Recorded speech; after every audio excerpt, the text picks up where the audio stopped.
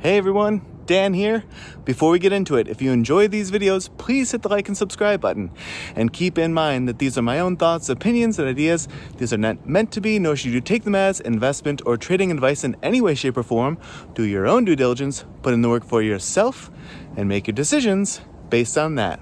Enjoy. All right, folks, here we are on Friday, December 6th, and take a look at ChargePoint today. So ChargePoint caught my eye this morning when it was putting in at that point, at least a second green candle over this 34 EMA in red here. And it's since pulled back quite a bit from that, but still is poised out above the 34 EMA and is still sort of tugging along the 8 and the 24 EMA to try to get some motion above, like get those through bullish crossovers on the 34. So I'm quite interested to see if it can make anything happen here. Obviously, my worry would be, given the history here of just drawdown after drawdown, would be something like this, just sort of like an attempted break and then a pretty quick failure. But obviously what's different at the moment is we're getting some crossovers happening here, right? That's at least different than this period here. Still situated well below the resistance levels that we have on the chart. So I'll add a couple in there. One more thing I want to mention before we take the EMAs off is this 183 EMA right here. Let me just get rid of these so we can see it even clearer. This 183, if it does get some legs, what I would be most attuned to would be watching that 183 EMA. And if it starts to approach it, wherever it is at that point, because remember it's dynamic, so it's going to change as candles get put in.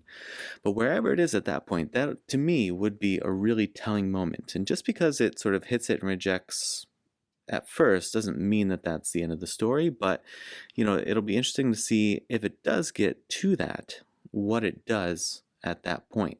I guess the one other thing I would mention before we get rid of these EMAs is I would want it to stay up above this 34 EMA, which sounds kind of obvious, not just because that keeps the price higher, but it keeps this potential for bullish crossovers happening, right? And if it dips back below the 34, we see it's been pinned under there before. Again, just keep your eye on the red one, right? It gets pinned under, gets rejected off of. It wrestles with it here, and then hard drops under. So, for all the time that it's not been able to reach the 183, it's often been pinned under that 34.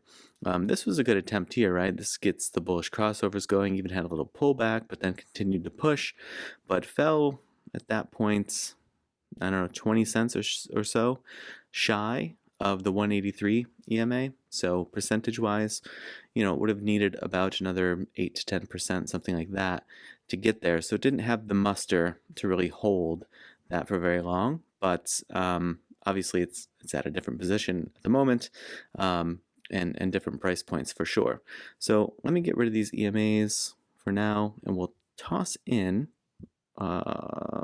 oh, that's okay. We'll toss in some additional support and resistance levels here that are more tight in to where we are. Let me see what lines up. This one looks good to me. So 129, so very, very close to where it is at the moment. I would want it to catch some support there if I'm a ChargePoint bull. 123 is the one that I really wouldn't want it to lose. It could dip a little bit below and maybe wrestle with it a little bit, but I really wouldn't want it to flip that from support to clear resistance. And then if it continues to pull back even further, that 112 would be sort of a potential for a last ditch catch if that happens. We'll see. If it continues to move up, I would look, what does this range look here? Yeah, I like maybe this one a little bit better. Not true. I would go here on this one, 142, and we still have a big price gap between these. Let me see what could make sense. Yeah, 149. All right, 142, 149, and then it's not a lot to go off of until we get to that 165. Yeah, maybe we pull in this dip here if we want to level in that range. Yeah, that one looks good. 157.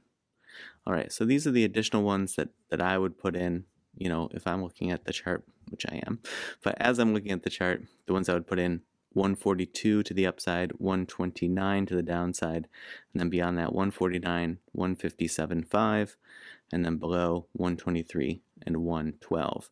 Now, if we flip over here to the think or swim side of things, we do see a fresh trigger happening on the TTM squeeze indicator. Not sure if anything will come of that.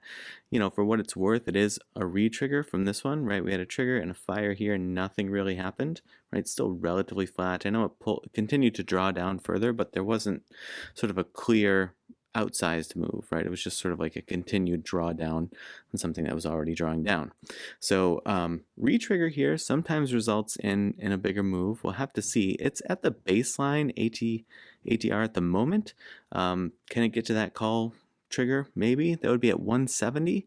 And if it were to push toward that +1 ATR, that's all the way up above 3. So a lot of room to run, obviously. You saw how sad the chart is. And put trigger way down at 74 cents. So I don't know if it would, really get down that far. So both of those feel a little bit, like wild ranges to me, but that's just what it sort of looks like at when stocks are this low priced. Now, the other thing is on the compression here, I'm just trying to look at the oscillator here.